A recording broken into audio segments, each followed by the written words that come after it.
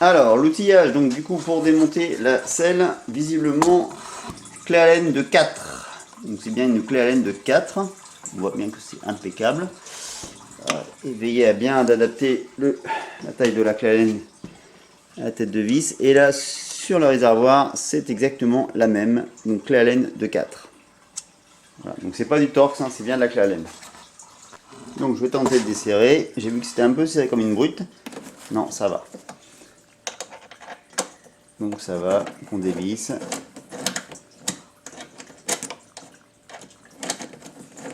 Comme dit, il faudra quand même que je trouve la technique, hein. Soit la caméra, je me la mets sur le fond. Donc les vis. Alors là, il va falloir que je me trouve aussi une petite boîte pour mettre les vis, parce que ça c'est mon péché mignon, hein, c'est la perte de vis. Donc sur les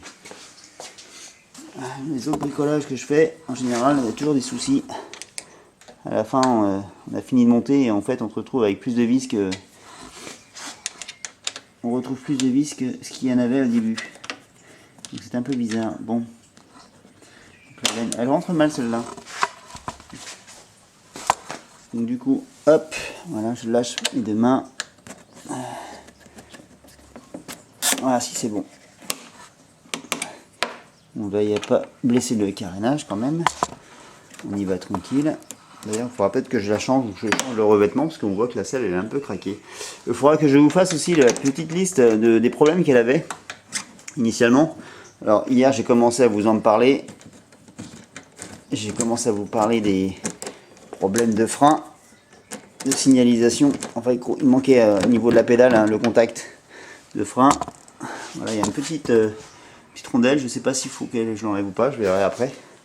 Je pense pas. Sur l'autre elle n'y est pas non plus, donc tout va bien. Ok, donc la selle je vais l'enlever.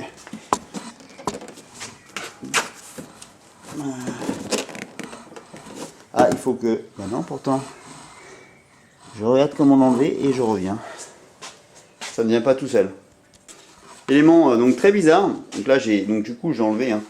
J'ai ouvert du coup mon réservoir qui est lui logiquement vide d'apparence en termes de voyant. Parce que du coup, sur les VFR de cette année-là, j'ai un voyant d'indicateur de niveau. Et là, bon, on voit pas, mais je vois bien mon réservoir, on va dire, enfin je le vois plein, enfin presque plein quoi, alors qu'il m'indique quand même un niveau faible. Et à contrario, lui, du coup je voyais bien un réservoir vide, mais j'étais censé avoir fait le plein. Je pense que le relief réservoir n'est pas du tout le même, et peut-être que la capacité non plus n'est pas la même. Il faudra que je regarde la différence entre les deux. Le profilé, je pense que la boîte à air sur la GSX-R prend beaucoup plus de place que la VFR. Ou alors elle est carrément pas située au même endroit.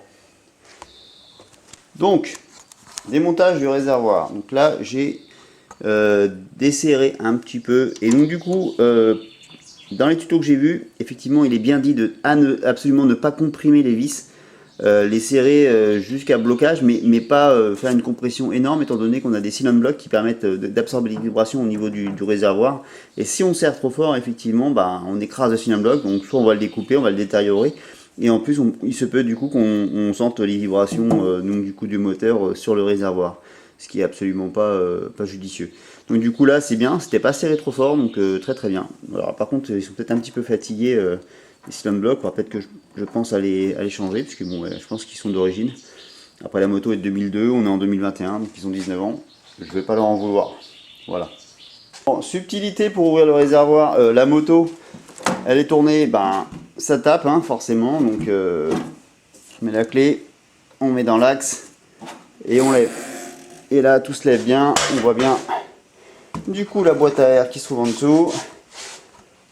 On a bien tout ce qui est donc connectique pour la pompe. Voilà. Après, bon, c'est pas... Ça va. C'est pas cracra. Ça a l'air d'être... ça a l'air d'être en état. Bon, bah, affaire à suivre. Hein. Pour l'instant, on va voir. Comme dans certains tutos, petite astuce de fixation du réservoir en partie haute. Petite sangle. Démontage du capot de selle arrière avec petite accroche. Ce qui permet de maintenir le réservoir en hauteur pour démonter la boîte à air. tranquillement. Donc voilà, donc là on a la place pour travailler. Petit chiffon pour éviter effectivement d'abîmer la peinture avec les frottements de la sangle. Ça c'est pareil, c'est un petit conseil qui a été pris sur des tutos. Pour l'instant ça se déroule un petit peu comme sur les tutos, donc tout va bien. Ça veut dire que les personnes ont bien travaillé. Pour quelqu'un de novice, ça se passe bien. Voilà, donc les vis donc du coup de la boîte à air sont dévissées. Donc là on a bien 1, 2, 3, 4, 5, 6, 7, 8 en périphérie. Et attention de ne pas oublier celle du milieu qui est au fond, donc une neuvième. Attention, celle-là elle n'est pas protégée, elle peut se sauver. Donc du coup les autres elles ont des petites gorges qui permettent pas de les perdre, mais celle-ci pas du tout. Donc surprise, surprise. Du coup je découvre un filtre à air KN. Donc du coup, mon filtre à air KN que j'ai acheté, alors c'est bien, il sera neuf. Sauf que j'aurais peut-être dû démonter avant, étant donné que celui-là est un filtre donc du coup KN est réutilisable avec un kit entretien. Ça m'aurait peut-être coûté 20 € au lieu de, je sais plus combien j'ai dû payer, 70 balles je crois, 70 € le filtre environ. Donc j'aurais fait une économie de 50 €. Donc pas bien. Donc du coup j'aurais dû démonter avant, ça m'aurait pris un petit quart d'heure. Et puis du coup j'aurais économisé 50 € et j'aurais pu investir dans autre chose. Là c'est la petite mousse. Alors visiblement on doit récolter un petit peu de mayonnaise là-dessus. Donc des gaz mélangés avec de la condensation d'eau, etc. De ce que j'ai vu dans certains tutos. Là ça me semble un peu léger parce que du coup j'ai que ce petit bout. Il me semble pas gros. Alors j'en ai un petit peu. Je le nettoyais, mais et encore quoique, franchement, il est pas, c'est pas cracra. Hein. Mais après, je pense qu'il faudrait peut-être que je remette une mousse un peu plus grosse que celle-ci. J'ai vu dans des conseils qu'il fallait aller dans des magasins d'animalerie, un peu d'aquarophilie, pour prendre des filtres qu'on pouvait installer dans des pompes pour nettoyer l'eau, en fait des pompes de filtration d'eau d'aquarium. Et c'est vrai, ayant eu un aquarium, c'est la même texture, effectivement. Donc bon, voilà, j'irai voir ça. Et le filtre, en fait, je le démonte avec vous. Il n'a pas l'air sale du tout. Il est même, je dirais, nickel. Limite, est-ce que ça n'a même pas été fait pour la vente? Je ne sais pas. Mais en tout cas, il est très propre.